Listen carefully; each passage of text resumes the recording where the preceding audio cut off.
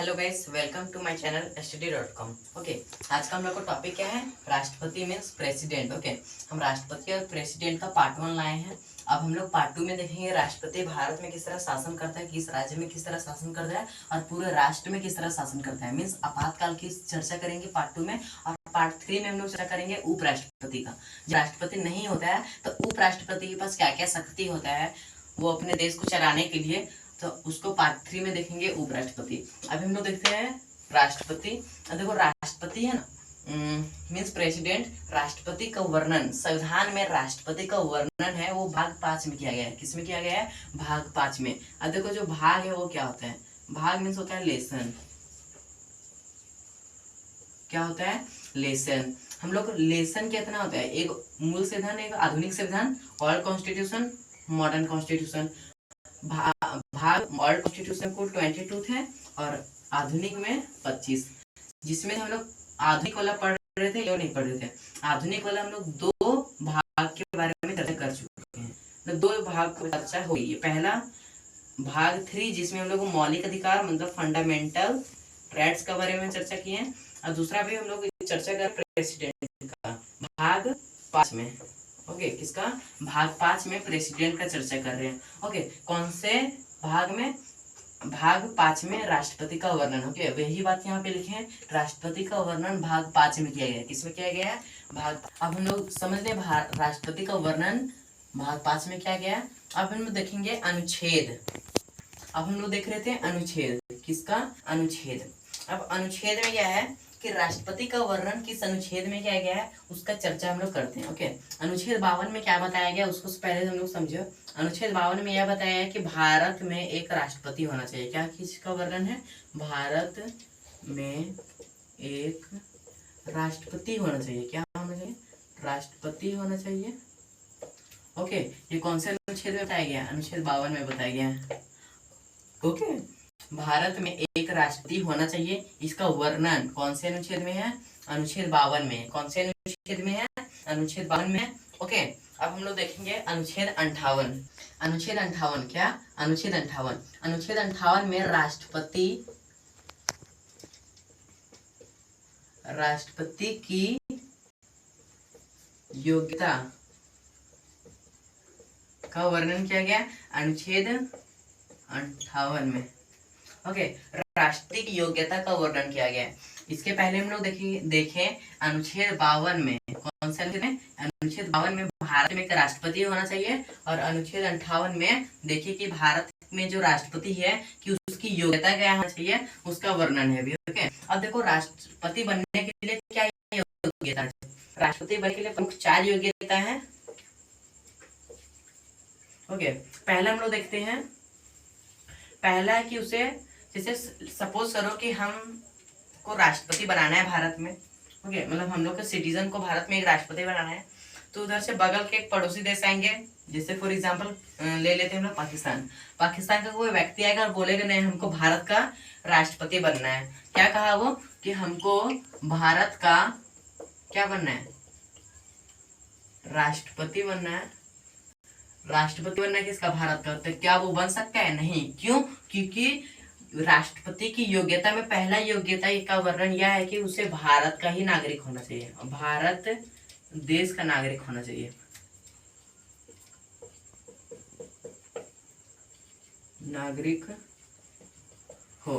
Okay, अब वो राष्ट्रपति बनने की दूसरी योग्यता क्या है? राष्ट्रपति बनने की दूसरी योग्यता क्या है? जैसे सपोज करो कि मैं भारत का नागरिक हूँ। ओके, क्या हूँ? भारत का नागरिक हूँ। ओके, अब हमको राष्ट्रपति बनना है, तो हम राष्ट्रपति के चुनाव में ऐसे भाग नहीं ले सकते हैं। मेरा आयु अभी एटलीस्ट 14 ईयर्स है। कितना ईयर्स है? 14 ईयर्स। और राष्ट्रपति की योग्यता में यह वर्णन है कि राष्ट्रपति बनने के लिए न्यूनतम आयु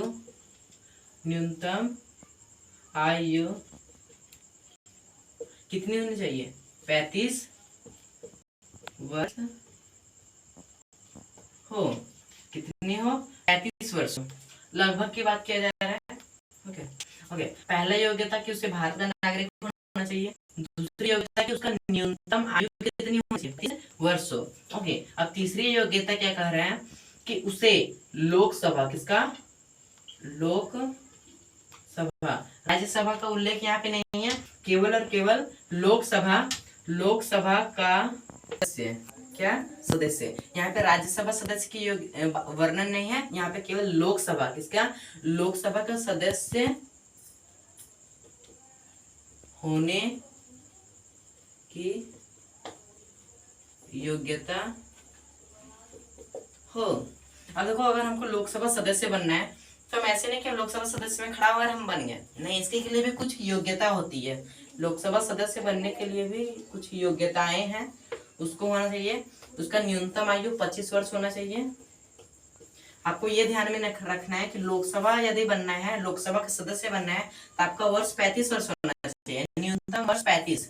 ओके, और आपको राष्ट्रपति यदि बनना है, राष्ट्रपति, तो आपका न्यूनतम आयु स्लाइस। अब दूसरा योग्यता क्या होना चाहिए, उसे पागल नहीं होना चाहिए। अब तीसरा इसको क्या होना चाहिए, दिवालिया नहीं होना चाहिए। पागल क्या होता है, दिवालिया क्या होता है, और मानसिक एवं शारीरिक,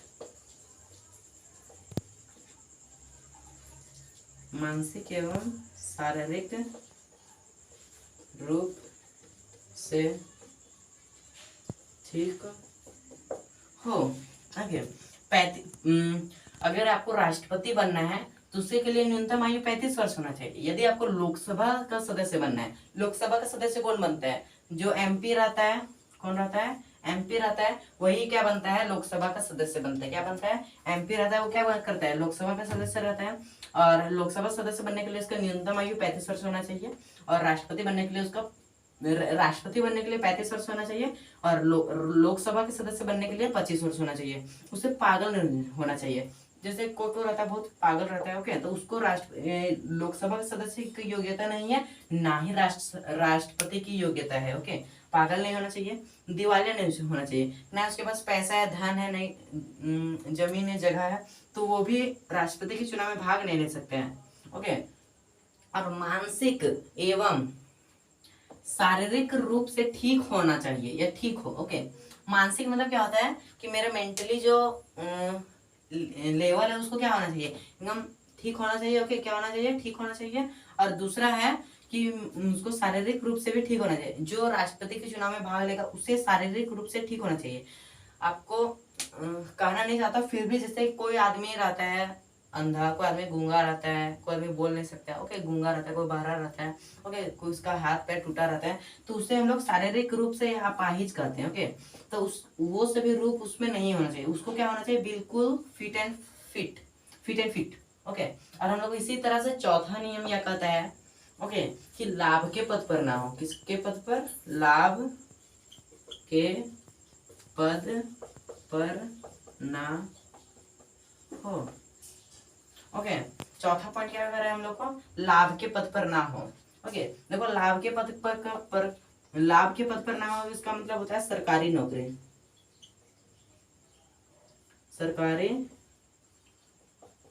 सरकारी नौकरी क्या होना चाहिए, उसके नहीं होना चाहिए। यदि उसके पास सरकारी नौकरी है, उसको सरकारी नौकरी क्या कहलाता है, लाभ पद कर है, तो वो सरकारी नौकरी को इस्तीफा देना पड़ेगा, रिटायर होना पड़ेगा अपने आप को, तब वो जाकर के क्या कर सकते हैं, राष्ट्रपति के चुनाव में भाग ले सकते हैं। राष्ट्रपति के चुनाव में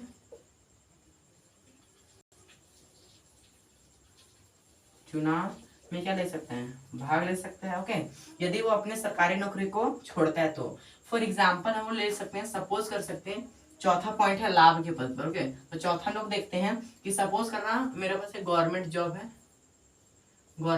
है, जीजे गवर्नमेंट जॉब, जीजे। ओके, अब मेरे पास गवर्नमेंट जॉब है, मान लो सपोज करना मैं एक टीचर हूँ। वैसे तो मैं बेसिकली मैं तो यूट्यूब पे अपना चैनल खोला हूँ। ओके, तो मैं एक टीचर हूँ। ओके, सपोज कर रहे हैं, ओके, और मैं टीचर हूँ ना, और हमको राष्ट्रपति बनना है।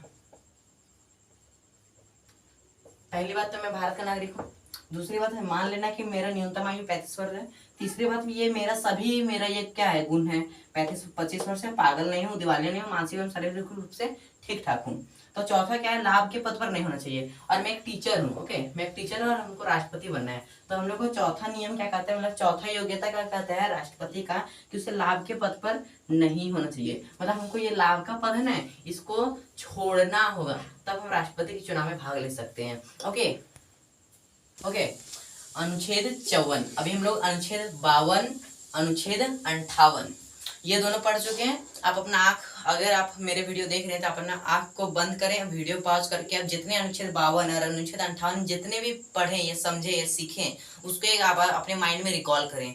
जैसे फॉर एग्जांपल कि आप अनुच्छेद 52 में पढ़ें कि भारत में राष्ट्रपति होना चाहिए, किस अनुच्छेद के तहत, अनुच्छेद 52। इसी तरह अनुच्छेद 58 को भी आप क्या करें, रिकॉल करें। अब हम लोग देखते हैं अनुच्छेद 54। ओके, अनुच्छेद 54 में निर्वाचक आयोग या निर्वाचक मंडल, निर्वाचक आयोग को ही निर्वाचक मंडल कहते हैं। ओके, इसमें कंफ्यूज नहीं होना कि निर्वाचक आयोग अलग होता है, निर्वाचक मंडल अलग होता है, ये बात नहीं है। निर्वाचक आयोग और निर्वाचक मंडल दोनों क्या है, सेम है।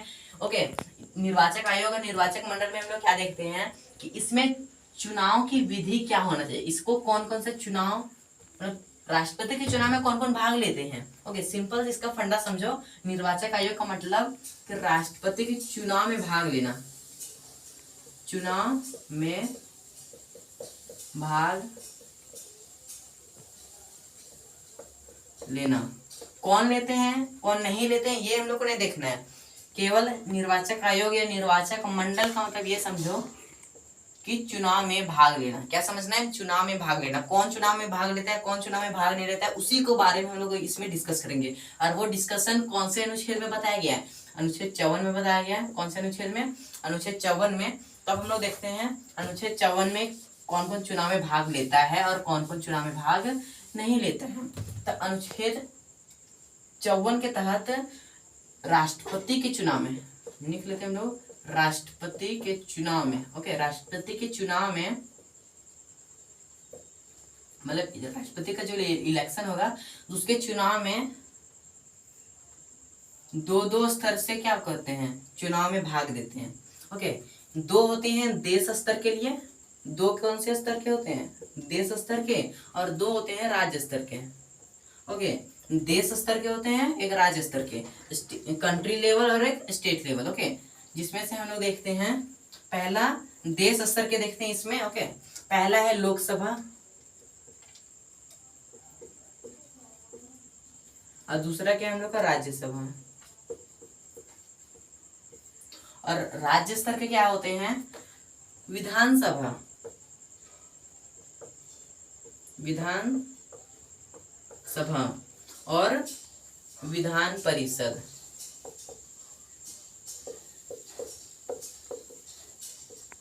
ओके, देश स्तर के होते हैं लोकसभा और राज्यसभा, राज्य स्तर के होते हैं विधानसभा और विधान परिषद।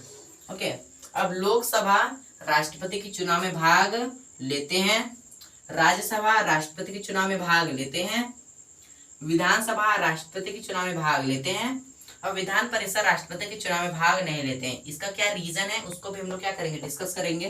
पहले देखो लोकसभा, मिनिमम सीटें कितनी होती है, 543 कितनी होती है, 543, और मैक्सिमम 552 सीटें होते हैं। कितने होते हैं सीट, SEAT। और इसी तरह राज्यसभा में सीटों की संख्या 250 है। कितना है, 250। और विधानसभा मतलब होता है देश स्तर के होते हैं। ओके, और इसमें है सो MLA होते हैं। कौन होते हैं, MLA। और इसमें होते हैं MP। Okay, member of parliament, सांसद, और MLA member of legislature assembly. Okay, और इसमें क्या होते हैं, जो MP होते हैं ये है सो क्या करते हैं, राष्ट्रपति के चुनाव में भाग लेते हैं MP। और राज्यसभा में जो सदस्य बनते हैं किस विधि के द्वारा बनते हैं, उपचुनाव के द्वारा बनते हैं। कौन से चुनाव के द्वारा, उपचुनाव के द्वारा। ओके, इसको हम लोग किसी नेक्स्ट वीडियो में स्टडी करेंगे क्योंकि ये बहुत लंबा टॉपिक है। ओके, तो राष्ट्रपति भी एक टॉपिक लेके किसी नेक्स्ट वीडियो में हम लोग देखेंगे कि इसमें उपचुनाव कैसे होते हैं। और विधानसभा में होता है MLA, और विधान परिषद तो राष्ट्रपति के चुनाव में भाग ही नहीं लेते हैं। ओके, MP इसमें भाग लेते हैं, और ये भी भाग लेता है और ये भी भाग लेते हैं। और विधान परिषद एक और है मनोनीत सदस्य, मनोनीत सदस्य।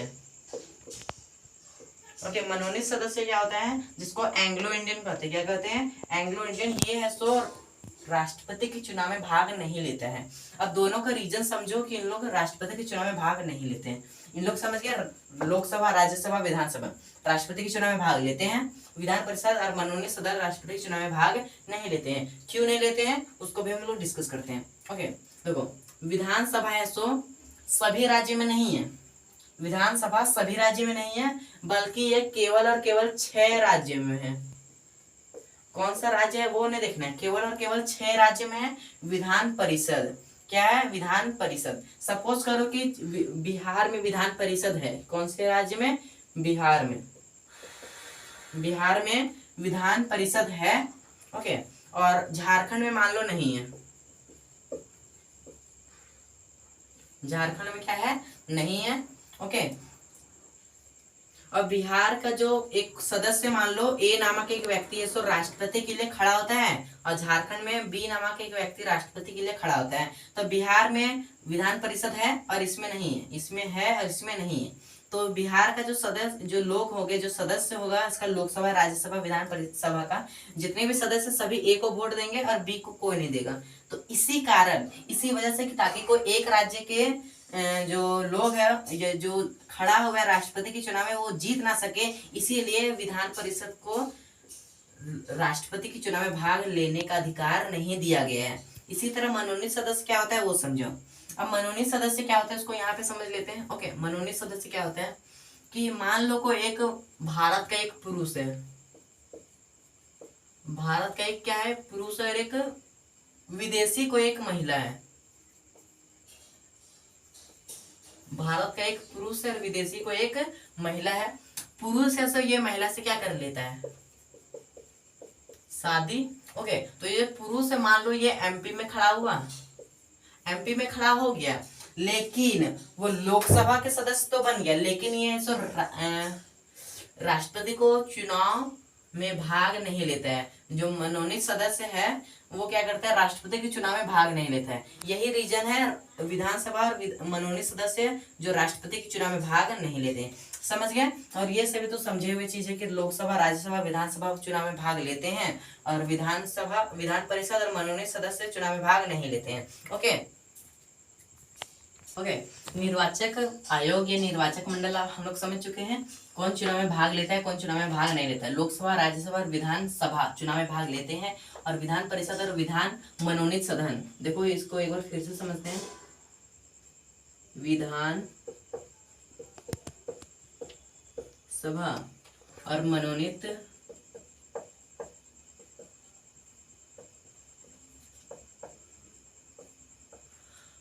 सदस्य और विधानसभा राष्ट्रपति के चुनाव में, जो चुनाव निर्वाचक आयोग या निर्वाचक मंडल में जो चुनाव में भाग नहीं लेते, क्या करते हैं, चुनाव में भाग नहीं लेते हैं। आप इसमें आपको एक नोट में याद रखना है। किसमें याद रखना है, नोट में। विधानसभा चुनाव में भाग लेते हैं, सॉरी विधान परिषद, विधान परिषद इसको क्या करते हैं, चुनाव में भाग नहीं लेते हैं। आपको विधानसभा में, विधानसभा कुल भारत में कुल कितने राज्य हैं, 28 राज्य हैं। 28 राज्य हैं, 28 राज्य में विधानसभा है।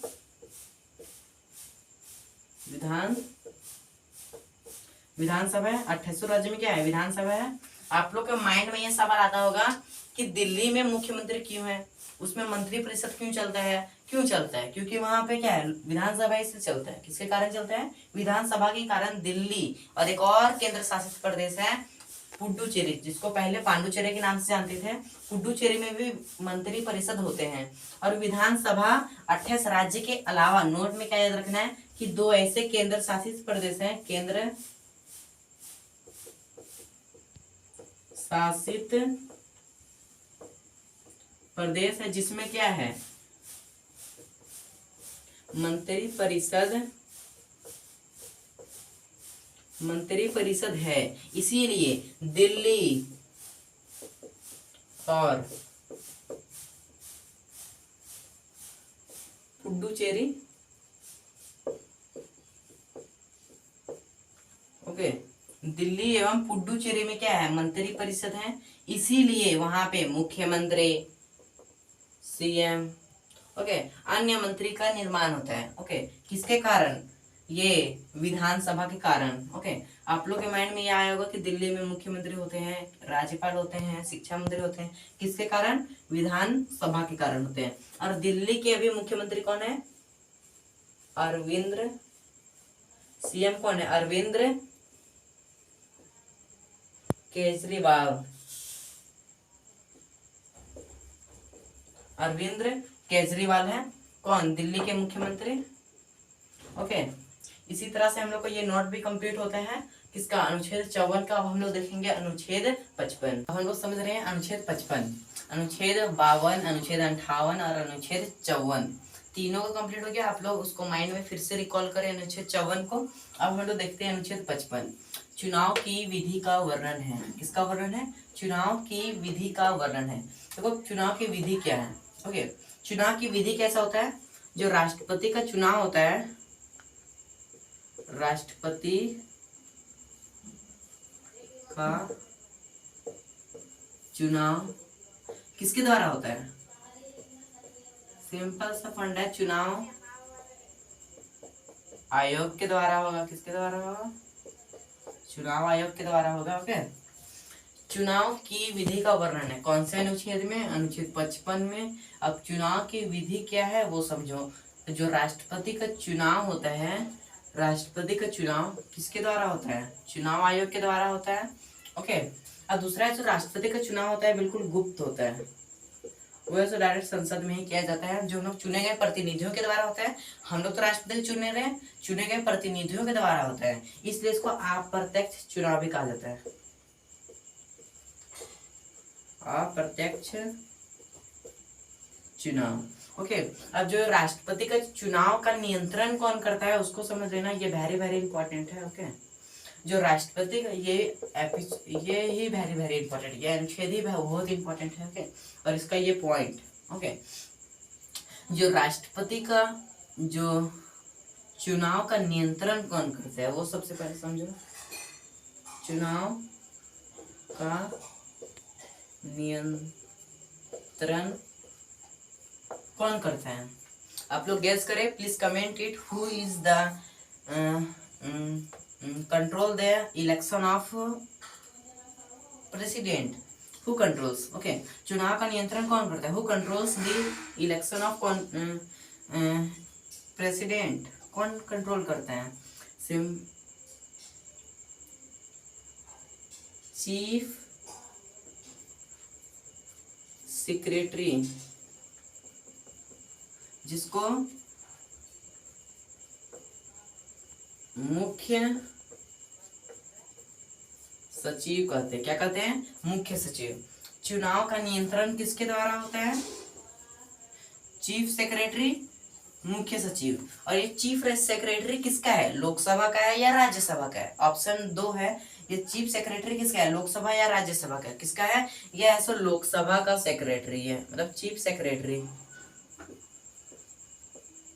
ओके, किसका? लोकसभा का चीफ सेक्रेटरी या मुख्य सचिव। चीफ सेक्रेटरी मीन्स मुख्य सचिव।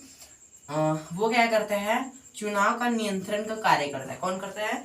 जो राष्ट्रपति का चुनाव होगा उसका नियंत्रण करने का कार्य किसका है? लोकसभा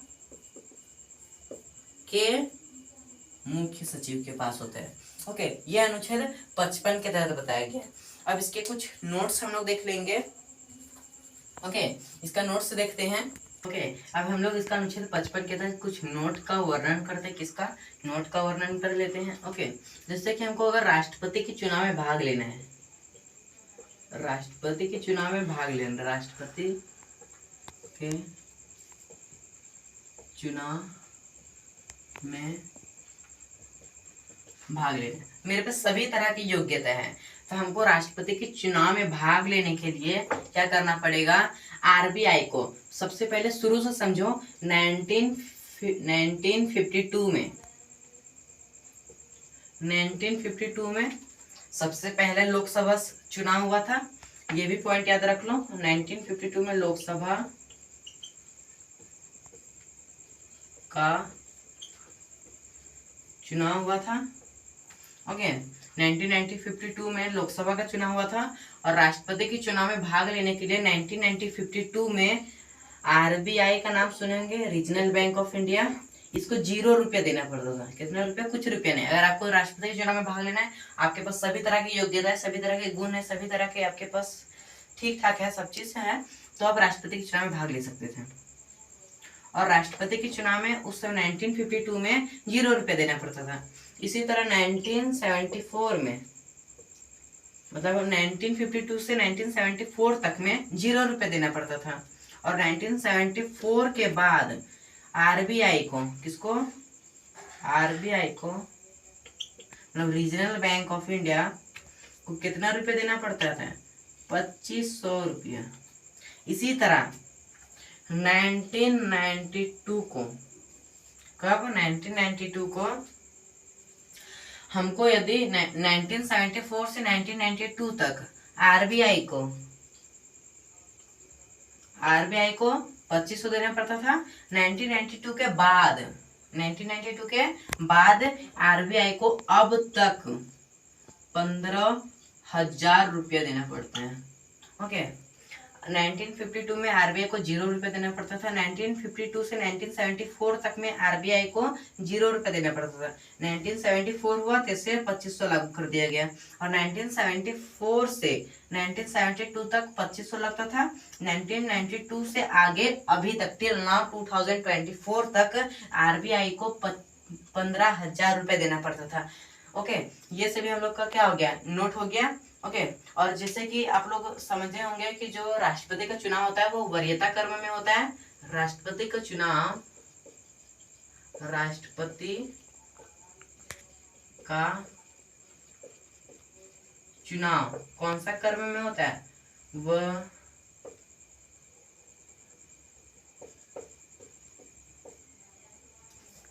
वरीयता क्रम में होता है।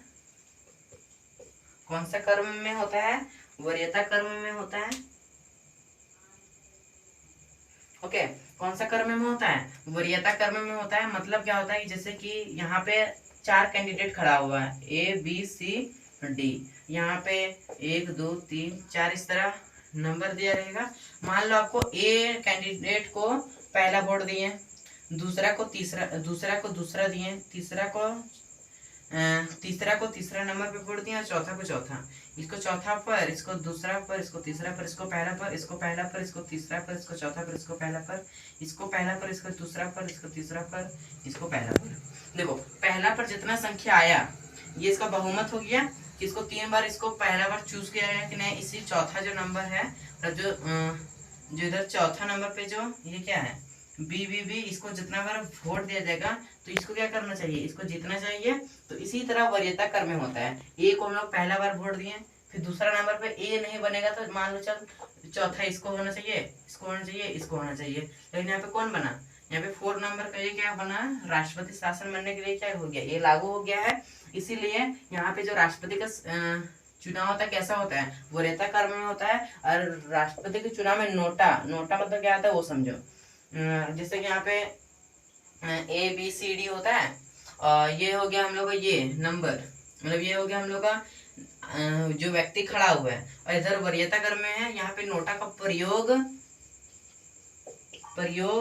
नहीं होता है। क्या होता है? नोटा का प्रयोग नहीं होता है। नोटा क्या होता है? जैसे कि अभी हम चाहते हैं मुखिया का चुनाव करने के लिए, तो हमको चाहे तो हमको जैसे कि अभी मुखिया के चुनाव में जो खड़ा हुआ, मान लो मुखिया के चुनाव में ए बी और सी नामक व्यक्ति खड़ा हुआ, हम ए को वोट दिए, कोई बी को वोट दिया, कोई सी को वोट नहीं दिया। ये चाहता है कि हमको सी को वोट नहीं देना चाहिए।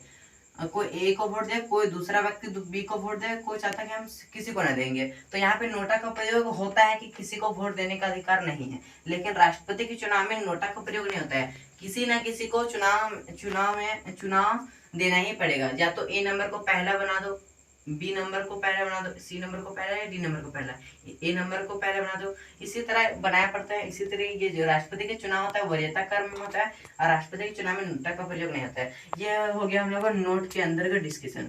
Okay, thanks for looking my video. Okay, please like and subscribe it and please share it this video because it is so important topic for competitive exam, so please share it.